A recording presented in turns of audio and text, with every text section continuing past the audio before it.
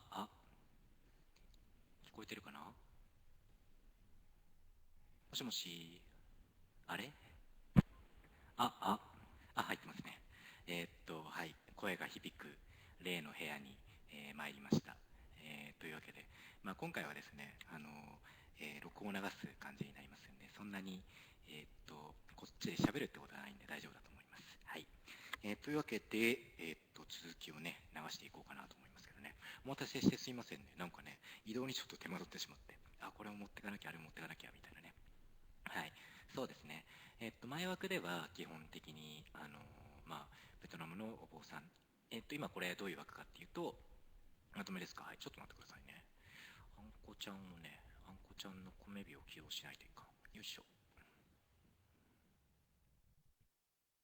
いやーでも何人何人の方が脱落されたのかと思うとちょっとあれですけど、はい、この企画はどういう企画かっていうと、ベトナム系のアメリカ人ですね、国籍アメリカ人、民族的にはベトナムの人のお坊さんの話を英語で聞くっていう企画です。で、今のところ18分ぐらい録音を流してて、もうすでに録音してあるものを流してるんですが、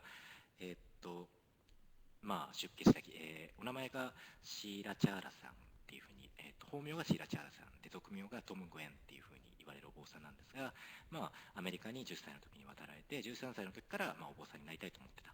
でそれはなぜかって言ったら、お母さんやお姉さんが若い時から随分苦労してるのを見てたからで、だけど、アメリカにわざわざ渡ったからには家族のために仕事をしなきゃいけないんで、随分仕事もしたし、女の子とも付き合ったけど、いくら女の子と付き合おうが金を得ようが、やっぱりどうしても心は満たされなかった。でそれで瞑想をやってみたんだけど、もともとマハーヤーナの大乗の仏教のお家に生まれたんで瞑想をやってみたんだけど、そしたら随分そのなんかブッダの教えっていうのがまさにその通りだっていうふうに実感することができて、それでまさに確信コンフィデンスを深めることができたっていうあたりのところまでお話ししてました。はい、そうですね、兄弟の世話だったんじゃないかなっていうふうに思いますけど、ですね、じゃあ3分ぐらいから流していこうかなというふうに思います。今回はこの枠はですね25分ぐらい流そうと思います。で、前枠と同様に適宜私が主コメでコメントを入れつつ、流していきます。それでなんかね、これなんだこれ今何の話してんのみたいのがあったらコメントしていただいたら、私の方もできる限り主コメの方で答えていきたいと思います。はい、じゃあ流していきましょうかね。いきなりですいませんが、よろしくお願いします。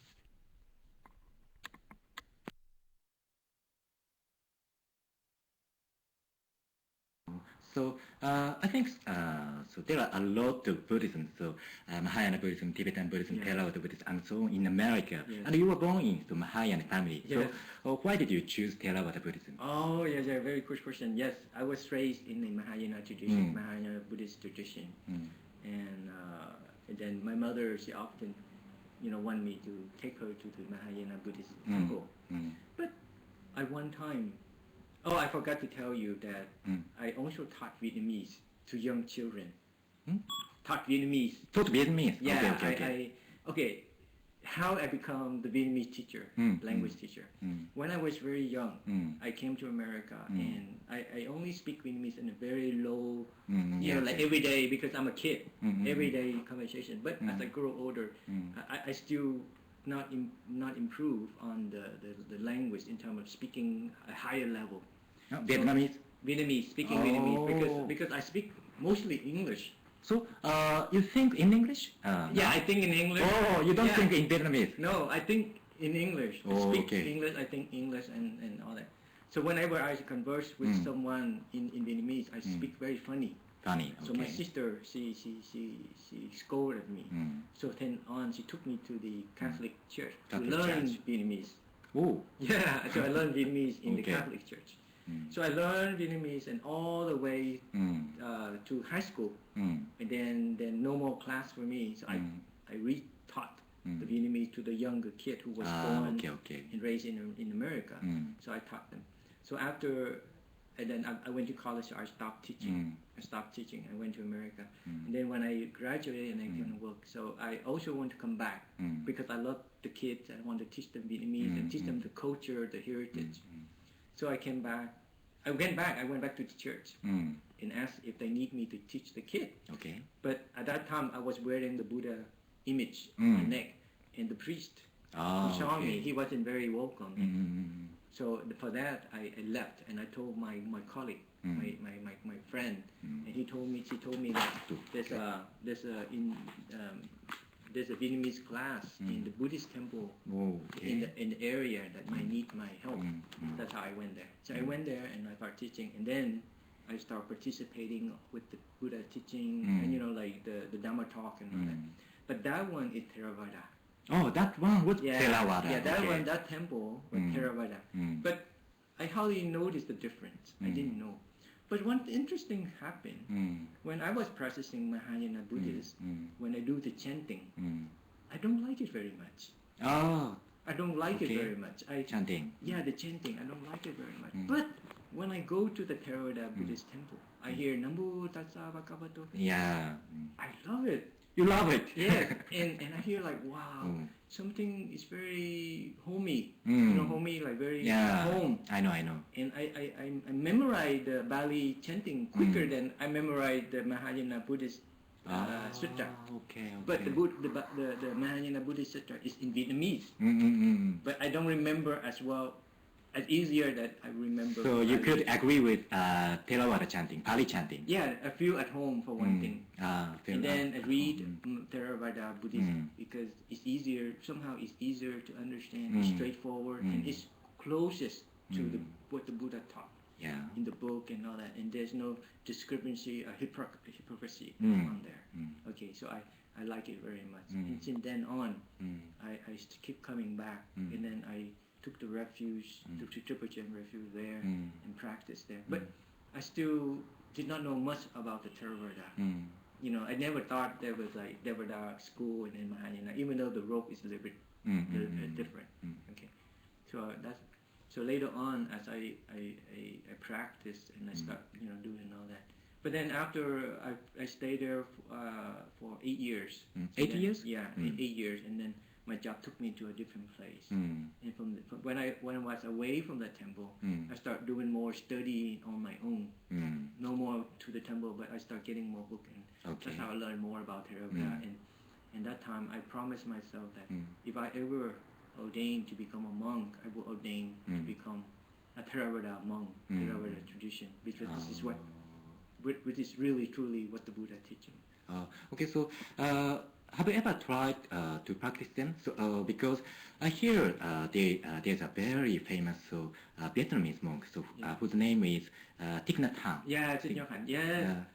Actually, at first, I loved his book. You loved his book. Yeah, he's writing the Old Path, White Cloud. I'm sure that's very famous. He's writing. That is actually the first book that actually bring me closer to Buddhism. I was born in a Buddhist family, but never a devout Buddhist until I read that book. And then I become more involved in Buddhism. So of course, his book was very appealing.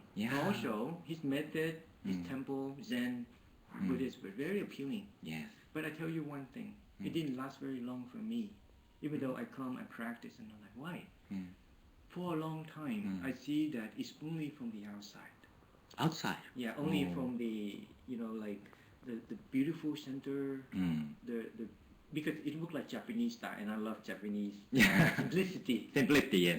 And they decorate everything very simple, very nice, very clean, very serene. But then the more you practice, you don't get further. So you think those books are superficial? Well, I hope people won't hate me for this. Okay. But I tell the truth, and it's my opinion. It's only my opinion, and I'm entitled to my own opinion. Other people be offended is their problem. Because his book, his method, from the beginning, is very close to Buddhism. Yes. But as you go further, more advanced, it's still away from the real teaching of the Buddha. You see? You see? So I did practice Zen method, but there is no meditation teacher or even if someone who guide you, but they only guide you on the superficial part level. And then there is no interview like in Vipassana meditation teacher. Oh, there's no interview? No interview. Oh, I hear. So, have you ever tried Japanese Zen master? So the Japanese Zen master sometimes have interview with their students? No? No. Oh, you didn't have? No. But if you say, oh, I have this, they always say, oh, just let go, and that's it. Oh. They don't tell me anything else. Oh, okay, okay. They don't tell you anything concrete. Yeah, they don't tell me. They cannot remove my obstacle. Ah, okay, my okay, problem, okay. my how I can proceed. Mm. And then they, how should I say? They tend to they care more on the phone. Mm. Like, oh, you have to sit like this, you have to be like this, you have to be this. More like very beautiful. Yeah, very beautiful, yes. Like you're so concentrated on the appearance, and then not the content. Ah, You know, like okay, you have to sit like this. Mm. See, in Vipassana, they're saying that you sit however that you are comfortable, and then you be mindful on your breathing or your falling or rising, for example, and then you see the Dharma. Okay, no need to be cross-legged or no need to be this, no need to be that, because you have to be comfortable. Of course, not too comfortable that you fall asleep.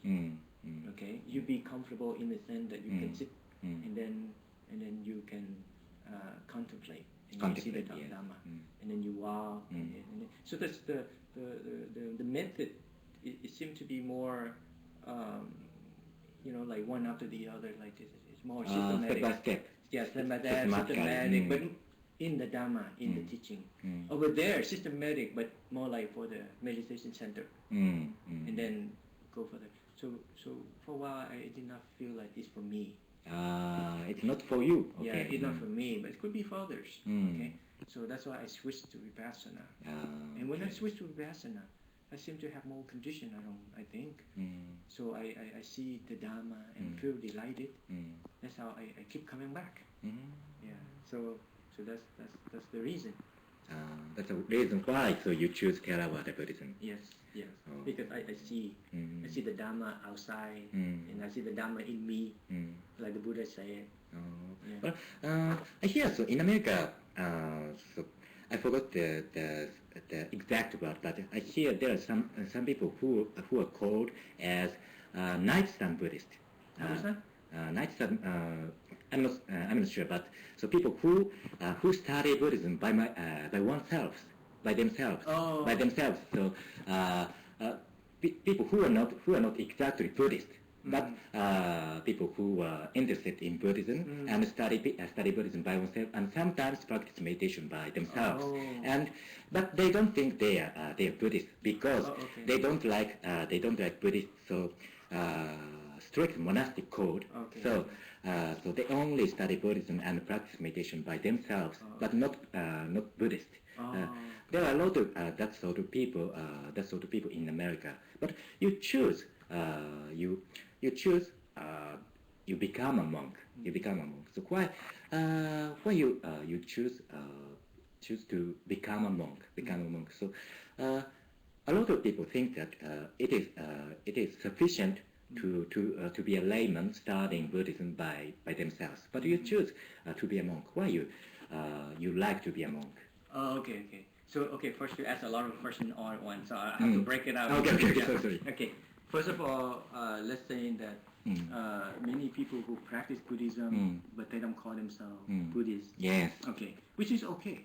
Okay. The important part is the practice. Yes, important part. You want to become a Buddhist by practice rather than Buddhist by name. Many people who call themselves Buddhist, but they don't practice Buddhism.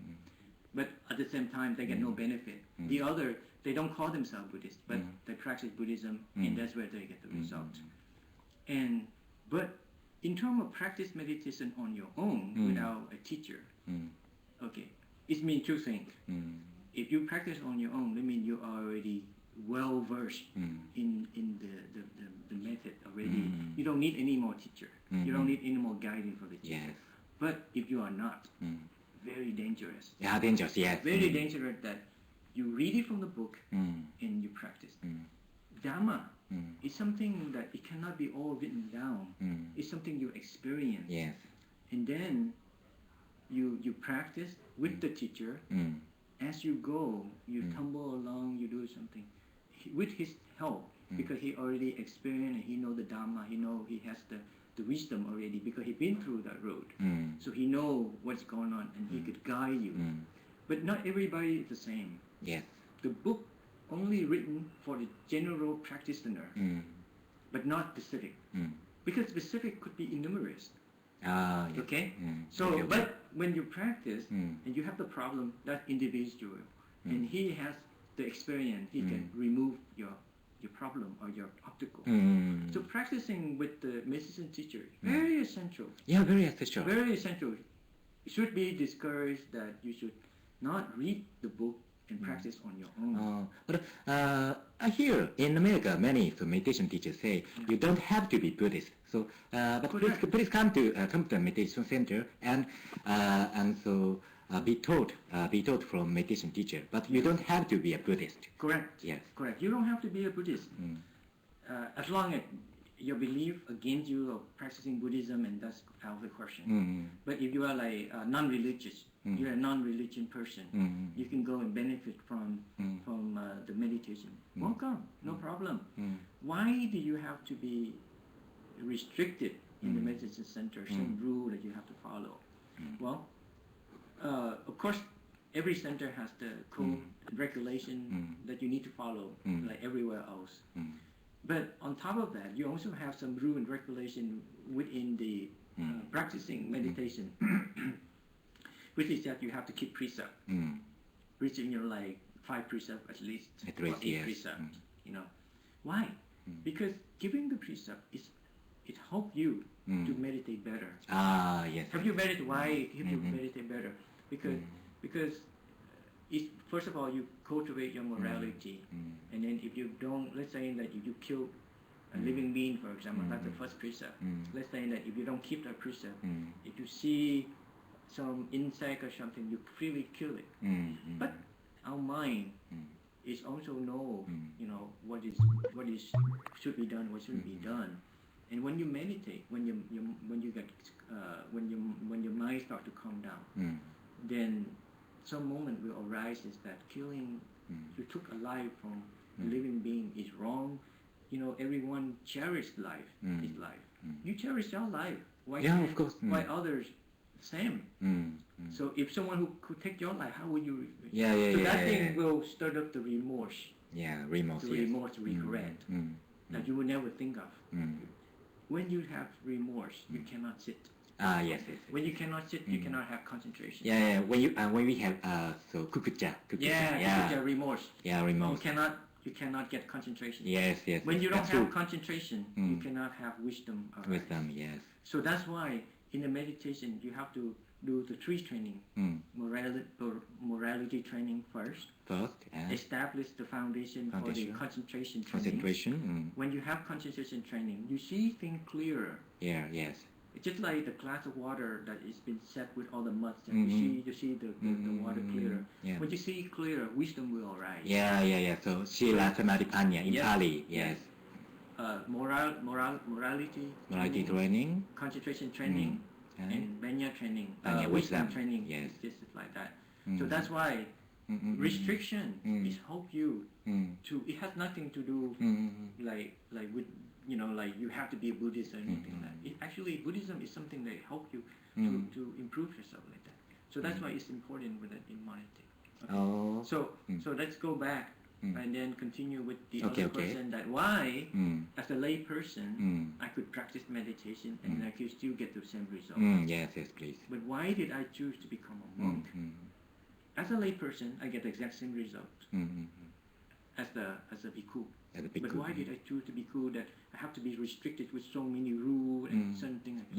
Yes. But I tell you one thing, the Buddha said, the fruit of your practice is equal for everybody. No discrimination between monastic or lay people.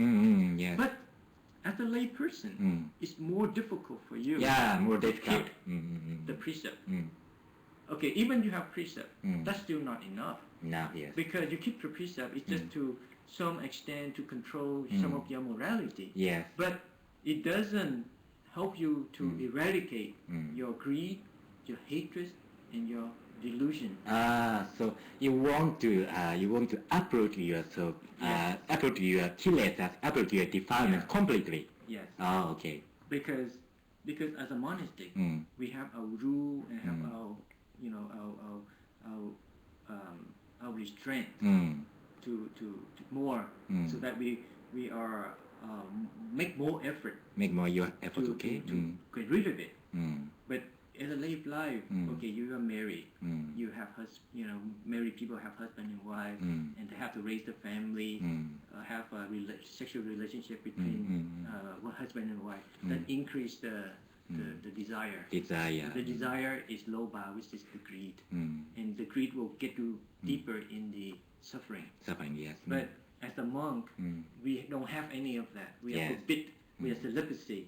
So that's one thing less that we have to worry about. And that if you can keep it up, you cut away the desire. The desire, and then save that energy to do something more useful. Which is like purifying your mind to become happier.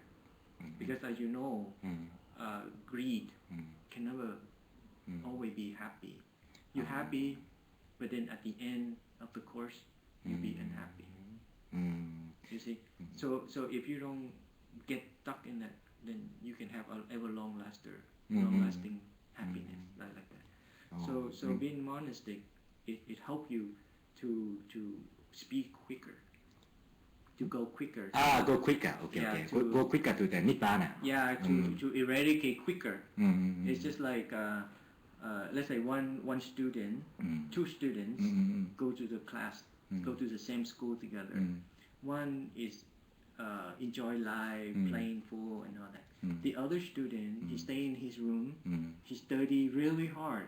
He study very hard. He put away all the fun, but he concentrate on his study. He work very hard, and then he passed. He passed the exam easier or more than the playful student. See, so this one he keep up a lot of fun, a lot of activity, a lot of fun, and he concentrate only that. So who will go faster? He will graduate faster. Right? And this one will easily. Yes, of course. So like that. So that's why monk lay people are like that. Okay, and then that's the reason. That's why I found the danger of greed, hatred, and delusion. Greed, hatred, delusion. That's why I want to speed up. You want to speed up. I want to more devoted. More devoted. More be more devoted to my practice. Because monastic also cut you are more free with other boundary. Not free but tether. Like as a monk, I don't have to worry about family, wife, children, or anything, or any properties and all that. So my mind tend to be more free, and then less thing to hinder me, and I practice, and like that I practice better. But if a lay person, if he sit and he practice meditation, and then his son or his daughter cry. They have to care about a lot. And you keep thinking, and then you meditate for only 1 hour, and then your wife calling, your phone ringing, even if you go away and go into the forest, and then you still have responsibility at home. You meditate, and then I wonder if my son doing okay, if my wife too much work for her. You keep thinking like that. How can you meditate? Like that. So I choose to become a monk. That way I take don't have any of that hindrance. So I just sit and then meditate. When I meditate, I get a lot of good result, get up the good method. Then I can bring it back and help others to show them the way. Okay, so some people actually, so for Japanese people think that there are some trivial rules. Actually, there are a lot of trivial rules in Vinaya. Trivial means not so important rules. Not so important rules. So some monks don't care about that kind of trivial, not important rules, insignificant rules. But I think you are really strict about very not so trivial rules. But so some people say that if you care about, if you think about Vinaya too much, it could be some kind of obstacles. So two obstacles also. So they say that some people say that you don't have to care. You don't have to care about so Vinaya too much. But you're really strict about Vinaya. So how do you think about that? Oh, okay. So I'll give you one example. In America, we have freeway. Yes, freeway. You know freeway. You know freeway? Yeah, I know, of course. Big one, and then on that freeway is very large, and then they have lane. They have lane, stretch it, cut it out, cut it out. And then if we are to follow in that lane that you are driving, you go straight, and then if you need to go, then you have to signal enough. Otherwise, you stay in your lane, and the other person in their lane, and they going straight. Imagine if we don't have in the high speed, in a high speed highway like that, without any lane, what would happen? You run and you get into a yes, of course. Yes. So in the Vinaya, we have the Vinaya, the monastic road is like lane. It keeps us out of trouble. Okay. First of all, that is why the reason the rule keep out in trouble. Yeah. Okay. So just like you follow the rule, you just stay in your lane and you'll be safe. But if you don't follow the rule, you get out and you make certain move and all that, you get into the accident, and not only harming yourself, but you're harming others. So Vinaya help because of that. Why I keep it? Because for one thing, it makes a monk different from the lay person. Yes, that's the very important point. Yes, it's the Vinaya. It makes us different because we already let people know that we renounce the world and become a monk. We look different and our mind is different because we have to speed up and cultivate our mind. Yes. So why am I strict? First of all, I'm strict with the Vinaya, the monastic code, because I respect the Buddha. If I respect the Buddha, I can learn from the Buddha. If I don't respect the Buddha, I won't learn. And the rule, I believe that the Buddha set this rule is to protect myself, for myself to practice, to keep it, to protect myself. So I have. Yeah, Vinaya protect yourself. Yes. So certain thing people are saying that this rule now this day is not applicable anymore. And this one not applicable, or this one not important. The moment you change, is the moment teaching. You change the rule or you don't keep the rule. Yes. Is when it starts losing or faded away. When you keep changing, it fade away and no more. It's just like you swim so far away from the shore, you lost, and you don't know how to come back. Okay. So. はい、じゃあね、2枠目はここで、切らせていただきます。はい、いかがだったでしょうかね。来場者数が前枠に比べて半分ぐらいに減りましたね。日本語で OK っていう方が多分たくさんいらっしゃったと思うんですけど、はい、すいません、こういう企画でございまして、はい、全くわかんない、すいません。最後にしてた話は、あれですね、なんていうの、ビナヤ律っていうのはお坊さんが守るルールっていうのはつまりなんか島みたいなもので、それでその島から離れて遠くにこう泳いでいっちゃったらいつの間にかどこに自分が帰っていいか分かんなくなる、そういうもんなんだ。で自分はブッダを尊敬してるし、ブッダのことをブッダから学びたいと思ってる。でそれでこのルールはもうトリビアルだ、重要じゃないって言ってどんどん勝手に変えていったら、もうどんどんそれでブッダの教えから離れちゃうじゃないか。だから私はブッダを尊敬してるから、ブッダの教えっていうのを、ブッダが下したとされているビナヤの律のルールをそのままきちんと変えずに守りたいっていう話ですね。はい。プロ放送ですね。あとね、あれですね、日本語と同じく早口な感じがするっていうあれですけど、はい。私の英語は焦りすぎだっていうふうによく言われます。そんなになんか必死になってペラペラ一生懸命早口にならなくても、もうちょっと落ち着いて喋ればいいのにってよく言われるんですけどね。まあ結局なんかさ、外国語を喋る時でも日本語の喋り方と大体同じようになってきますよね、どうしてもね。だから私の英語はいつもなんか必死に、早口で焦ってる感じの喋りにどうしてもなるっていうね。はい。じゃあですね、次はも引き続き、これの続きを放送していきたいと思います。はい。同時通訳でも俺のね音声がかぶっちゃうとあれなんで、これもちろんタイムシフト残りますし、あともう一つ多分これ YouTube かなんかに上げると思うんで、もしご関心のある方は何回か聞いていただければいいかなと思います。じゃあとりあえずお疲れ様でした。